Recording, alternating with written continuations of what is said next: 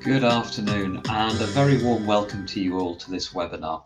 My name's Bart and I'm going to be your host today. So this webinar is provided by FJ Wilson Talent Services, who are a talent acquisition and development service, and the guidance here today is based on FJ Wilson's experience of recruiting for mid to senior level professional roles. So the topic today is the craft of presenting slides. And with me today, I'm delighted to have an expert in this area. So, Anthony, it's great to have you here.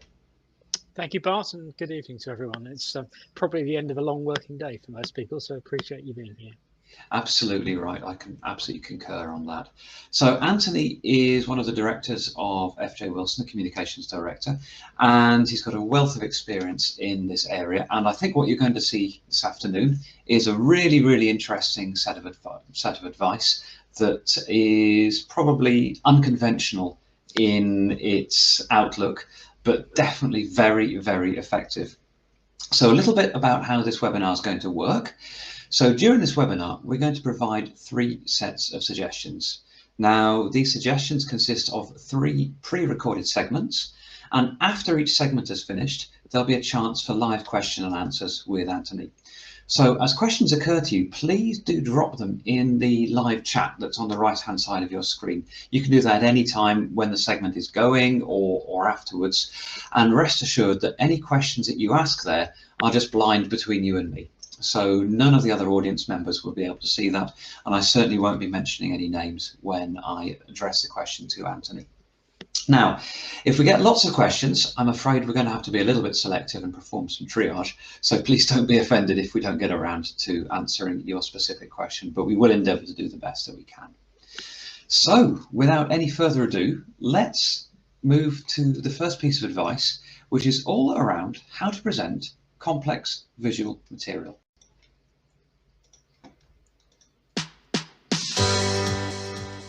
Yes, to explain the difficulties that arise when people try and present complex visual material, I'm going to focus on the example of presenting a graph, although I think many of the points here can be generalised to apply to presenting other kinds of complex visual material as well. So let's think about what tends to go wrong here. Very often a presenter will say something like, "So, as you can see," and then they zap on a slide with a graph, and they seem to expect the audience to instantly make sense of it. They expect the audience to be able to read the graph, understand it, grasp its significance, even though the data being presented is often complex, and often, of course, the presenter will have a better understanding of the stuff than the audience do, and allowance needs to be made for the audience to take things in, and they need a bit of help and a bit of guidance for that. So rather than just zapping on a graph on a slide and saying, "Here you are," but rather than do that, what would be a better way of doing that? Well, one thing you could do would be to put a graph up that is blank in terms of data. It has no bars on it, no lines on it, no crosses on the graph. It's simply a blank graph, except it has labels on the axes. And the thinking here is, if the audience don't understand what's being measured on the axes of a graph, they won't understand the graph. It's that simple. So actually, just put a blank graph on with the labels on the axes, and then you can say, so what we're going to do here is measure X against Y. Incidentally, if you use the default settings in your software when you're constructing a graph, you'll probably find that the font on the graph, on the axes labels, is very small. And if you're printing the graph in, let's say, a paper or an article or something, that might not be a problem. But on a slide, that can be a real problem. So you may need to change the size of the font on the labels of the graph. It's very frustrating when people don't do that and you get very small labels and you just can't read them. So having made sure that the audience appreciate what the graph is measuring, what the axes are measuring, what you can then do is build up the graph bit by bit. Sometimes you've got a series of data for 1 year, and then a series of data for another year, and then a series of data for another year, and you want them to understand what's happened between the years. Well, don't put them all on at once. Do it year by year. Sometimes you have a series of graphs, each measuring the relationship between two variables. Well, don't put 6 curves on at once and expect the audience to kind of appreciate the finer points about how they're related to each other and how they do or don't resemble each other. Do them one at a time. Put 1 curve up. And then you can say, as you can see, as X increases, Y tends to increase, but at this certain point, it begins to level off a bit, something like that. And then you can put the next curve on, and then you can put the next curve on. And, perhaps you would then do 2 at a time, but not 6 at a time. So build up the information bit by bit. Now, one of the advantages of this is not only that the audience will take in the information better, it's also, there's a learning advantage, because what you can do is set up a sort of internal dialogue, a conversation that's going on in the reader's mind. So you put 1 curve on, and then you announce you're going to put the next curve on, and members of the audience will be thinking to themselves, I wonder what that's going to look like.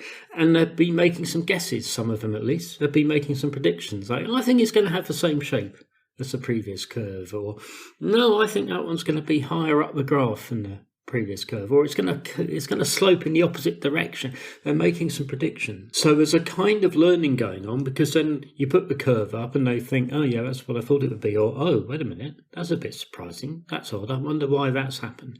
And this is a particularly good way of drawing attention to the data on the graph that we weren't expecting, the data that doesn't conform to the standard explanations and predictions, and so on. So the key message here is actually start by making sure the audience are aware of how whatever you're showing, whatever diagram you're showing, makes sense, and then build things up gradually, bit by bit, and stimulate a sort of internal dialogue in the minds of each listener. You can actually make that dialogue a bit more likely to happen by asking a few questions. So just before you put the next curve on, you say, what's the next piece of data going to show us? And the audience are thinking, well, my guess is this.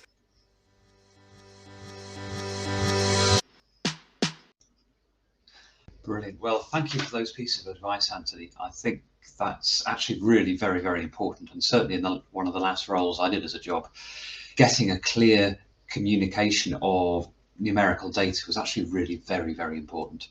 So thank you to our audience for submitting some questions. That's great. We'll take a few at random.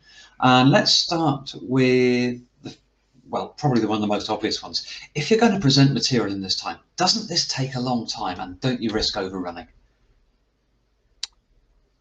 The answer is no, and no unless you want to. I mean, so does it take a long time? No, it doesn't. It takes a bit of extra time. Undeniably, it takes a bit of extra time. If you put up a graph, let's say the first example, you put up a graph with just the axes, and then you put 1 curve on and then another curve. It takes a bit longer, doesn't it? But not massively long, because the amount you need to say about each slide is rather limited. But my argument there is a very simple one, which is, what is it that is valuable about your presentation? Where does the value reside? Well, it only resides in one thing, which is what the audience takes away from your presentation. And if there are things in your presentation they don't take away, you might as well not bother. They have no value. So when someone just puts on this kind of complex graph and they don't give people time to work out what's going on and so on, okay, you've put lots of data on the graph very quickly, but you haven't achieved anything in terms of communication. So I don't see where the gain in efficiency is there. In terms of overrunning, I mean, that's in your control. And obviously the implication is, if you're going to spend a little bit longer working through a graph, then you're going to have to cut something out of your presentation and try and achieve less in the time. What I always suggest to people is that you should in any case plan to slightly overrun. Perhaps we'll go into that later and the reasons for it. But the question there is opportunity cost. Like, is this a good trade-off? Is the gain in communicativeness worth having to spend a bit more time and therefore covering a bit less? I think it's a no-brainer. Yeah, I would agree with that. And I think the important point that's dragging out is really one needs to empathise with the audience. This is not an exercise in, I've got to give this talk, I've got to go and try and fill this space as densely as possible. It's really inverting and thinking, well, what do I want the audience to take away from this? What are the key points that they should have? And how can I best ensure that that information gets across? Yes, I mean, I've worked with, countless presenters, and there are two questions to ask: what's in it for me as a presenter, and what's in it for them as the audience. Now, nearly every presenter I work with, at the start, they're locked into what's in it for me, and it's not because they're particularly self-centered, egocentric people or anything like that. This is just a blind spot in communication, I think. Interesting. That actually segues very nicely into one of the other questions that's been asked, which is, surely the way you present your information depends on the audience you're presenting to. So how do you know your audience? So if there's one piece of information I'd want to have when I'm doing a presentation, it's the nature of the audience. Okay, that's the golden nugget. So you can sometimes find out before. So we're primarily concentrating here on doing a presentation as part of a job interview. And there's nothing, if you're asked to do a presentation, there's nothing wrong with saying, oh, thank you very much, look forward to that. If you're able to share with me any information about the size of the audience and the composition of the audience, I'd be very grateful. No one will mind you asking that. They might not give you the answer, they might not even have decided, but they won't mind you asking. If it's a conference, I'd look very carefully at all the stuff online about the conference, particularly if there's stuff from last year's conference as well, and you can guess pretty well what kinds of people are going to so you get a bit of a steer on the audience. If you can't do any of those things, you can get a little bit of information during your presentation, and I'm amazed at how few presenters engage the audience in any way. I mean, I went to a whole day of presentations as part of a museum education experience about 2 to 3 weeks ago. 7 presenters, not one of them asked the audience anything or gave them a chance to say anything, except the FAQs at the end, and it's a bit late by then. And the strange thing was there was like some world-class expertise in the room, but they never kind of. And what I'm talking about is certain things like, can I just get a feel for where we are? Like, how many people are familiar with this? Could you just put your hand up? Or is there anyone here who's tried this kind of thing? And you just get hands going up, and you think, oh well, okay, it's a novice audience, or oh, these guys pretty well know their stuff then, and just get a bit of instant feedback. No, that's really interesting, and I think again it sort of opens one's mind about how one approaches a presentation, because it's not about one-way information flow. There has to be a two-way information flow in whatever scale that is to make the communication work. And I suppose knowing your subject well enough, or knowing what it is you want to present well enough, to have the confidence to actually address the audience and to start to engage them on maybe not an individual level, or maybe an individual level depending how many in the room, is quite a different sort of mindset to, I've got a slide, I'm going to talk at the slide. Yes. I mean, in the world of science, particularly scientific research, people use two terms: knowledge transfer and knowledge exchange. And the idea of knowledge transfer is, you know, all the stuff and you're just going to push it out there at these people who are just receptacles. And the idea of knowledge exchange is that there's a kind of a dialogue to be had. Now, admittedly, presentations are not usually as dialogic as conversational as something like a meeting or an interview, but it doesn't mean there's no element of that. No, absolutely. And I guess, sort of adding to that, what's your view on the non-verbals in this sense? Because you can get a lot of reading from body language in terms of understanding the level of cognition across the room. And there's a lot of non-verbal communication that's involved, I believe. Absolutely, and I think as you get more experience in presentations, you get to kind of read the room, and also you kind of have to learn not to be annoyed by it. Like, I did some presentations at Leeds University every year, and it was a bit up to me to decide when to finish. And at a certain point, you think, I don't think there's any energy in the room anymore. Like we're done here, aren't they? And it's very easy to get offended because you've put lots of effort into presentation and you've got more to say, but just being realistic about where the audience are at is a good thing. No, that's really good insight, actually. One final question from our audience, which is, okay, so you're talking about slide design, and specifically, I think you mentioned axis font size and the scaling elements, if you like, of the visual information. What's your advice here in terms of venue? Because obviously there's going to be a manifest difference between the sort of a panel interview of 4 or 5 folk clustered around a laptop or a screen versus I suppose a more conference-like setting where you could easily have 2, 3, maybe even 400 folk there. What are your thoughts there? Sorry, so the context is very important, and I think one of the problems you get in job interviews is people sometimes stick very rigidly to what they might be doing at, say, a briefing session or something, a wider, more public session, and it feels really forced in this more intimate. Like you might be in someone's office, so maybe 3 people sat around the desk, and it feels really forced, like you're kind of going into some sort of separate kind of discourse. So I think finding out about the actual venue, the logistics, the size of the room, and so on is really helpful. Now, if you're going to something like a conference, you can often find that out by emailing the organisers, and in some cases they actually have video or photographs available on their website, so that's really, really helpful. And again, if you're at a conference, you can nip into the room beforehand, so I always do that. It's really valuable, just if nothing else, to settle your nerves. You just get a feel for the place and where am I going to stand, that kind of thing.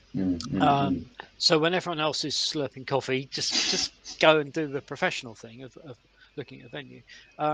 If you're doing a presentation as part of a job interview, again, there's nothing wrong with emailing them beforehand and saying, is there any information available about the size of a room and how many people and so on.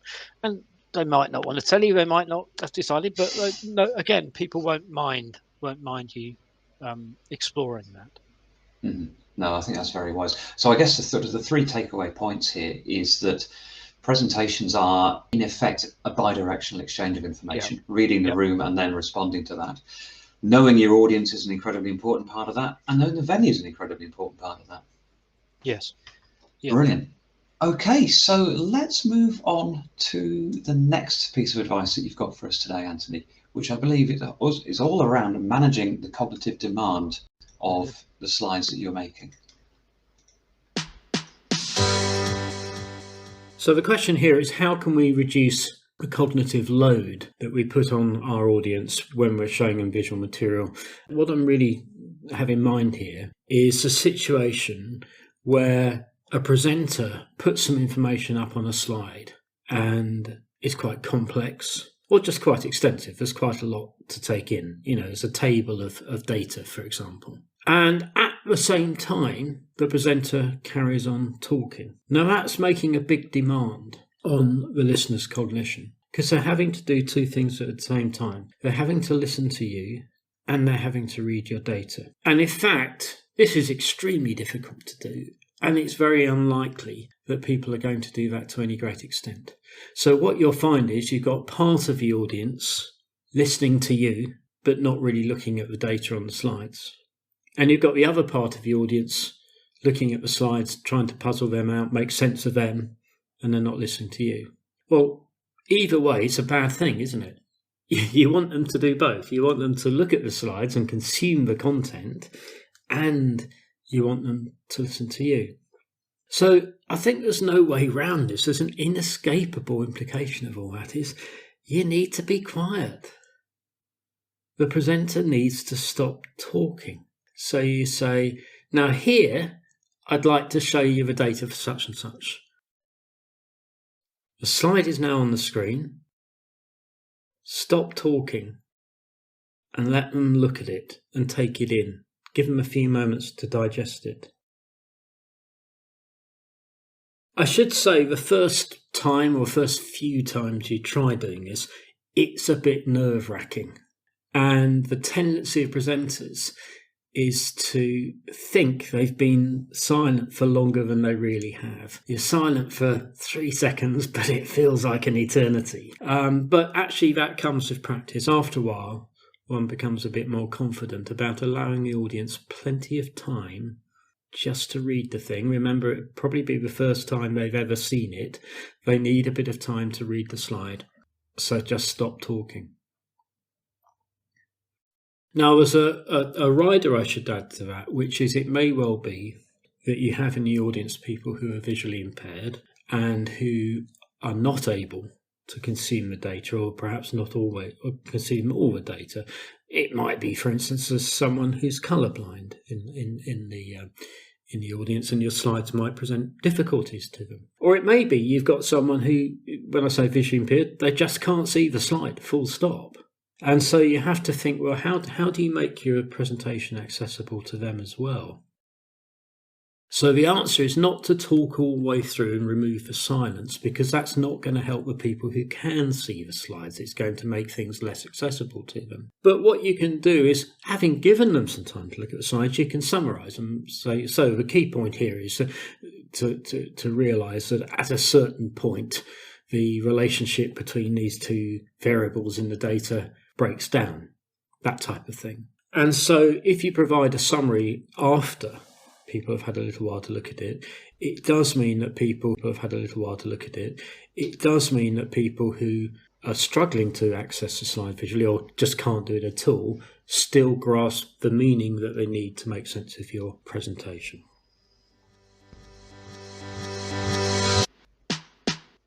Brilliant. Thank you for that, Anthony. That's, again, very, very insightful. And again, I think reinforces this message of audience empathy, doesn't it? Yes, indeed. Yes. I mean, empathy is, it's just like the bit of information I want is about audience composition. I don't want to call it a skill. The quality that you really want to foster is empathy. Yeah, no, brilliant. Okay, so thank you again to our audience for submitting some questions. Let's go through those in the order that they've come in. So the first is, okay, so you're presenting and you're advising that it's a good idea to have these periods of silence to allow audience cognition to take place. How long should they be? Well, I'm laughing because I think every single time I've introduced this point, someone asks that question, and I understand why. It's a reasonable question. I think it's impossible to put a number on it because it will depend, first of all, on the nature of the information you're presenting, like how much and how complex is it, and also, as we said earlier, the nature of the audience, like how quickly are they likely to get it. So you can't really put a figure on it, but let me try and put some approximations. If you try and do it very quickly, like 5 seconds, and because it's nerve-wracking, the temptation is to do it in 5 seconds, that's not going to work. No one's going to have long enough to take stuff in there. Let's push it out a bit. Let's say you go to 20 seconds. Well, actually that works very well because there'll be some people in the room that don't really engage. Like they're just waiting for you to tell them what to think. But after 5 seconds, you can see they think, oh, he's actually serious. He does actually want us to look at this slide, this map or whatever you've got on the slide and make sense of it. So you need a bit of time for them to actually switch on. So I would experiment with different lengths and observe. It's not so much how you feel, because you probably won't like it. It's actually how does the audience respond? And also, by the way, have a think about what you are going to be doing while you're quiet. I tend to sort of move slightly to one side, and I sort of look down a bit and rather still, as if like, forget about me, please. just look at the thing.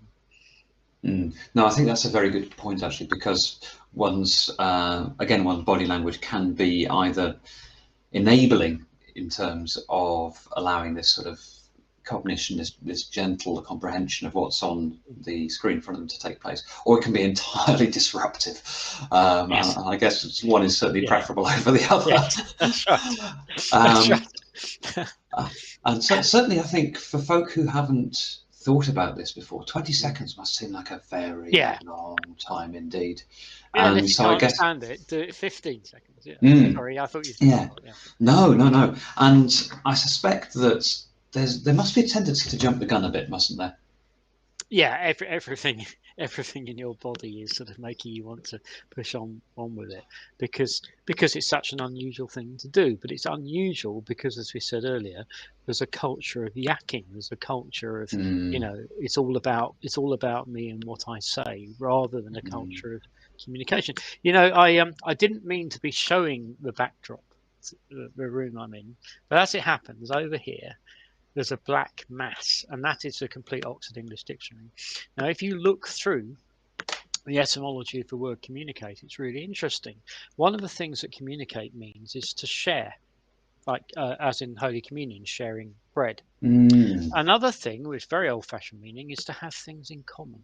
So the idea of sort of building bridges between you and the audience. And another thing is physical connection. Like sometimes very old-fashioned estate agents will say things like, there's a hall in this house and it communicates with 2 reception rooms. And by that, they mean it physically joins. And all of these meanings, I think in professional corporate communication, we've kind of forgotten them. They've kind of disappeared, but they're all about this sort of connection and interaction, and building a sense of being in it together, rather than just, I'm going to talk at you. That's a really interesting insight, actually, and it's certainly not one I'd consider as looking at the etymology of the word, but I think that does give a very, very strong steer as to how we should be thinking about presentations, and how we should be thinking about changing what we do to embrace that in many ways. So let's go to the next audience question. Again, thank you for submitting those. Yes. Okay.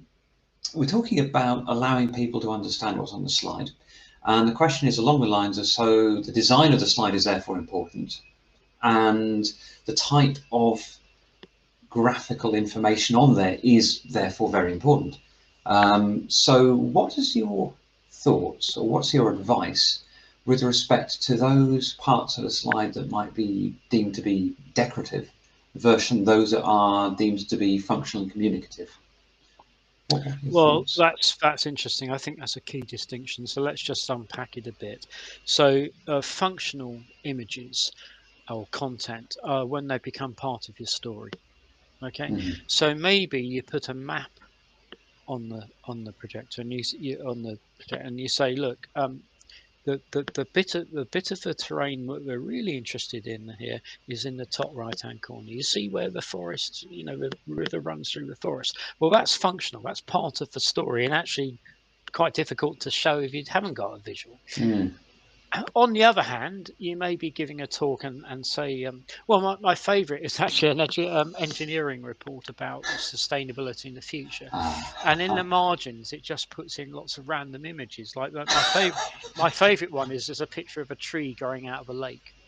And I show this to people, and everyone says, why are they showing us a picture of a tree going? Like, what are we supposed to do with this? And so decorative images are there because they kind of might look quite nice and easy on the eye, but they're not actually part of the story. I think it's really good to be honest with yourself about why is the image, why am I thinking of putting this image in? If it's functional, no problem, do it. If it's decorative, I wouldn't be as severe as to say, don't put any decorative images in. But I think there's a risk of patronizing the audience. This idea of, oh, well, they're all too stupid and they'll all switch off and turn off if I don't give them an image for every slide. I mean, where is the actual evidence for that? So there's a risk of patronizing people, and you're diverting people's attention away from you as a speaker towards the image for no reason, because it's not really functional. In many presentations, there's a really good case for saying, if the images are not functional and they're merely decorative, then don't go forward. That's interesting. Would you say there are any exceptions to that advice at all, or would that be something to? Yes, I think there are some quite interesting exceptions, which is why I don't. Although my tendency is to say, come on, we don't need these decorative things. Actually, I don't want to say, don't put them in, full stop. So one is, you might be actually talking in a context where notions of design and aesthetics or something, or are actually part of the. I did some presentations at an aesthetics conference, for instance. That might be actually part of the kind of the whole meaning of what you're getting across, and there might be a bit of sort of mood creation of mood.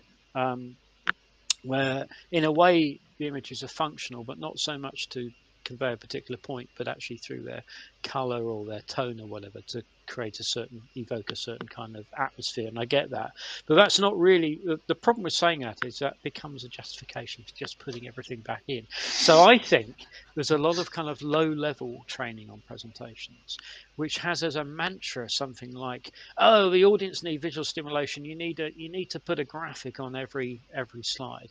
As I say, I don't think there's any evidence for that. And incidentally, that often leads to people just picking really cliched images out of Photoshop libraries. Oh no, don't do that. So again, I think that's having a confidence to disrupt things.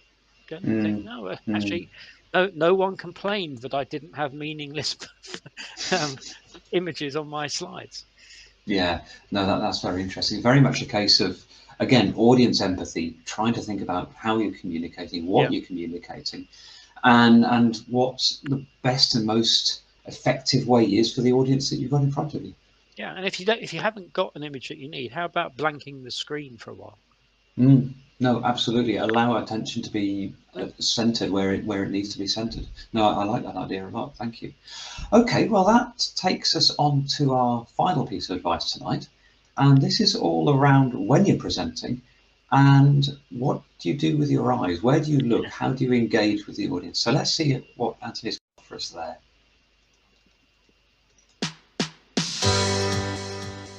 There is one question that nearly all presenters grapple with in practice, which is, where should I be looking? Where do I look when I'm presenting? And presenters often feel very uncertain about that. Well, there is only one answer in general.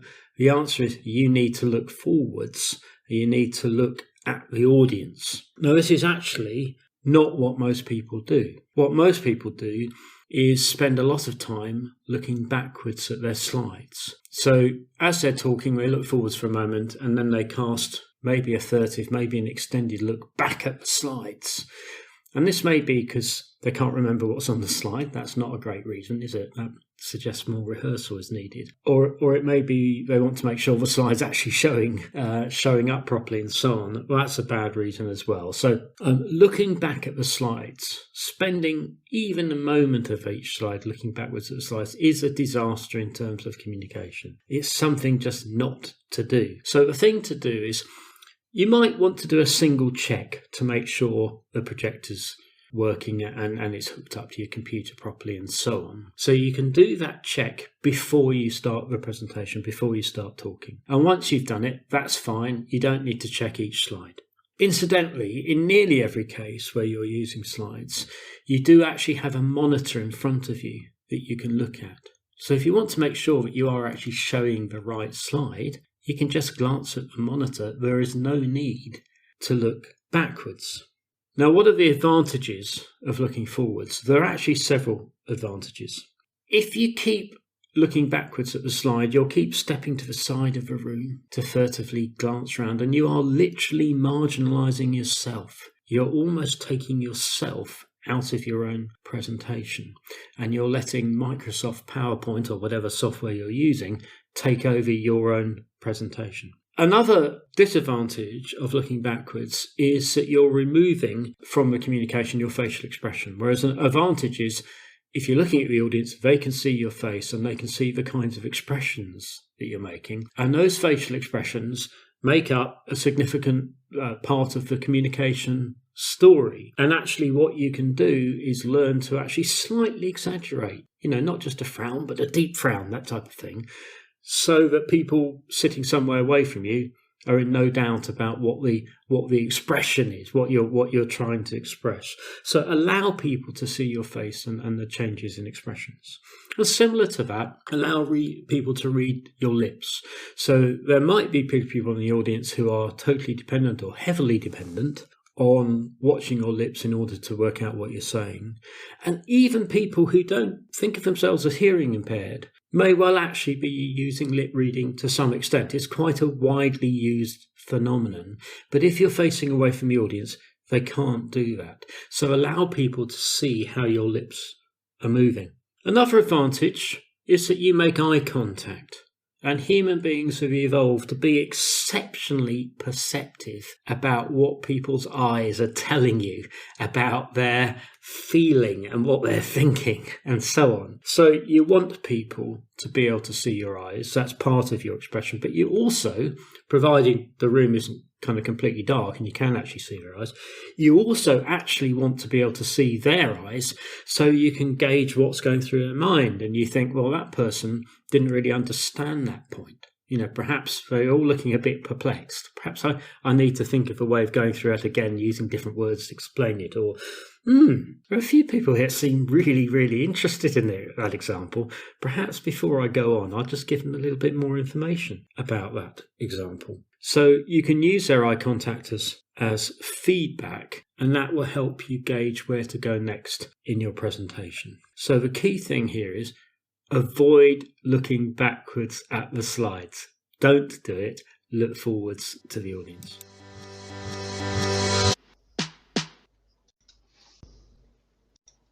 Great. Well, again, thank you, Anthony, for those pieces of advice. It certainly it certainly does evoke some memories of the previous job I used to do, standing at the front of a lecture hall with a bunch of students, and certainly reading the expression and the eye contact there could give a wealth of information. And you knew you were having a bad day when that information was coming back in terms of body language, as we really haven't understood a single thing you just said. That's right. so very much the case of being able to listen to that. Yes, it's incredibly valuable. That's right. So thank you again to our audience for submitting some questions. And there's one of them that's been submitted slightly later on, so I'll answer that first, but it relates very much to this point. And that is, well, how do you read your audience effectively if you're on an online platform?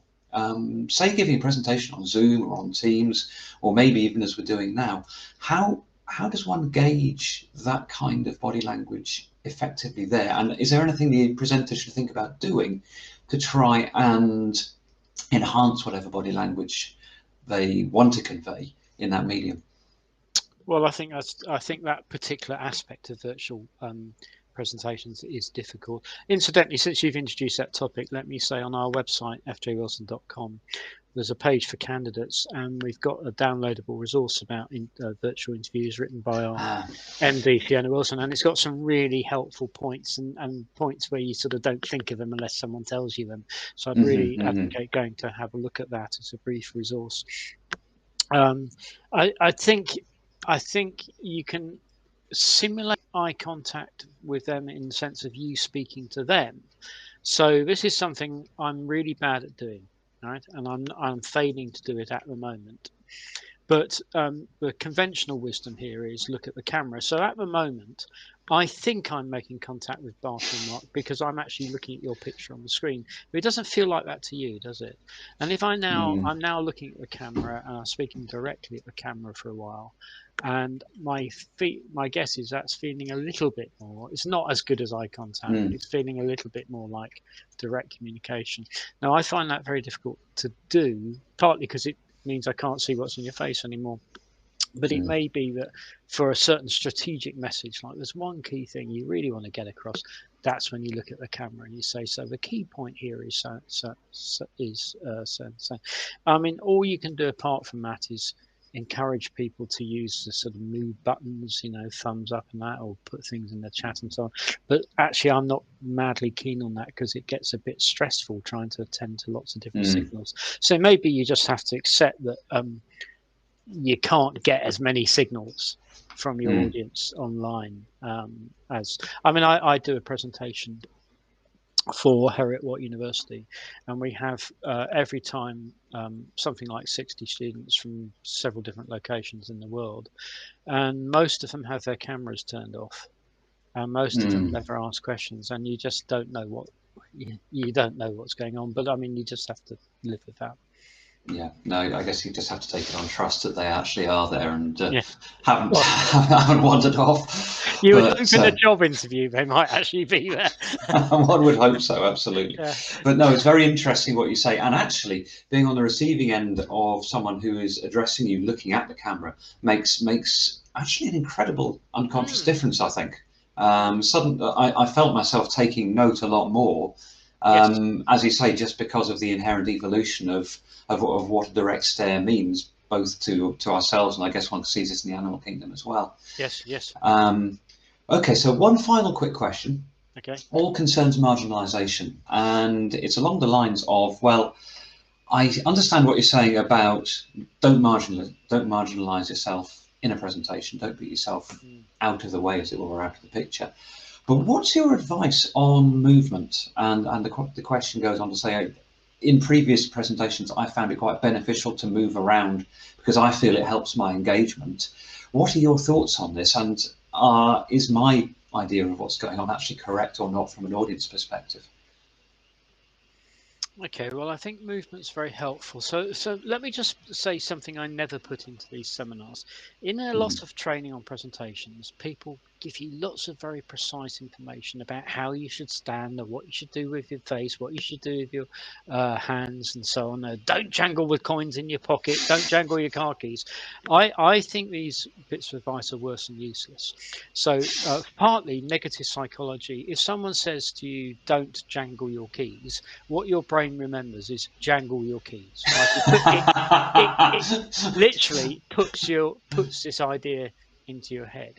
But even if you don't do that, if your mind is full of all this stuff about, oh, I mustn't jangle my keys, I mustn't jangle my coins, I mustn't do this, I mustn't do that, well, that's stressful. And what you're not doing is focusing on the one thing that you need to focus on, which is communicating with the audience.